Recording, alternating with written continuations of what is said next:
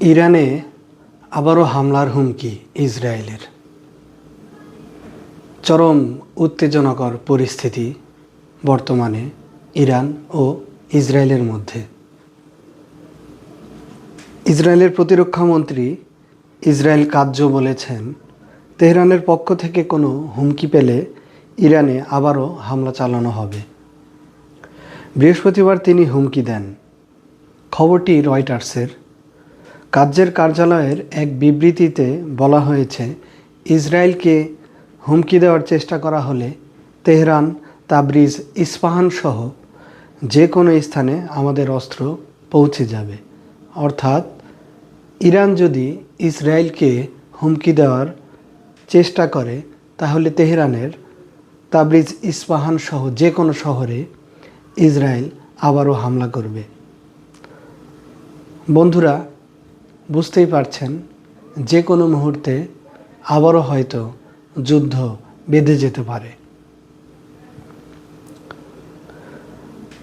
Israel Katz বলেছেন, কোনো স্থানকেই লুকিয়ে রাখা যাবে না। ইসরায়েলি বিমান বাহিনীর স্নাতক সমাপনী অনুষ্ঠানে তিনি এসব কথা বলেন। ইসরায়েলের প্রতিরক্ষামন্ত্রী বলেন, যদি আমাদের ফিরে আসতে হয় তাহলে আমরা আরও শক্তি নিয়ে ফিরে আসব। গত জুনে আকস্মিকভাবে, আপনারা সবাই জানেন, ইরানে হামলা চালায় ইসরায়েল। 12 দিনের যুদ্ধের ফলে আঞ্চলিক সংঘাত আরও ছড়িয়ে পড়ার আশঙ্কা তৈরি হয়েছিল। 23 জুন মার্কিন প্রেসিডেন্ট ডোনাল্ড ট্রাম্পের মধ্যস্থতায় দুই দেশের মধ্যে যুদ্ধবিরতি হয়।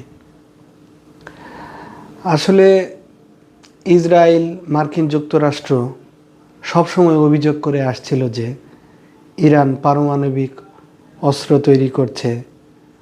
এই অভিযোগ তুলেই দেশটির পারমাণবিক স্থাপনা ও ক্ষেপণাস্ত্র উৎপাদন কেন্দ্রে হামলা চালায় ইসরায়েল। আপনারা সবাই জানেন, এর ধারাবাহিকতায় পরে মার্কিন যুক্তরাষ্ট্র বিমান হামলা চালায় ইরানের পারমাণবিক গবেষণা কেন্দ্রে, এবং মার্কিন যুক্তরাষ্ট্র দাবি করে যে সম্পূর্ণভাবে ধ্বংস করা হয়েছিল পারমাণবিক গবেষণাগার। কিন্তু ইরান এই বক্তব্য গ্রহণ করেনি।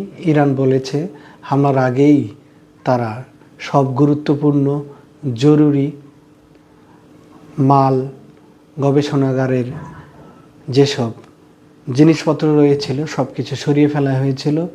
এই জন্য তাদের পারমাণবিক যে গবেষণা, এতে কোনো ক্ষতি হয়নি, বরঞ্চ বড়জোর হয়তো কিছু মাস বা কিছু সময় এই কার্যক্রম পিছিয়েছে। তেহরান পারমাণবিক অস্ত্র তৈরির বিষয়টি বরাবর অস্বীকার করে আসছিল, কিন্তু তাতে কোনো কাজ হয়নি। মার্কিন যুক্তরাষ্ট্র ও ইসরায়েল ইরানে হামলা চালায়। বন্ধুরা, আপনারা খবরটি শুনলেন যে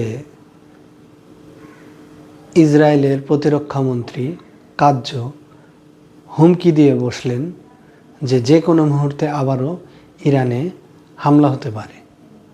ওদিকে কিন্তু ইরানও বলে রেখেছে, ইসরায়েল যে আগ্রাসন চালিয়েছে এর মোক্ষম জবাব কিন্তু দেওয়া হবে। অর্থাৎ এখনও জবাব দেওয়া শেষ হয়নি, এই জবাব বাকি আছে। তো দেখা যাক, আমরা অপেক্ষায় থাকি কখন আবার যুদ্ধ বেঁধে যায়। সবাই ভালো থাকবেন। আসসালামু আলাইকুম।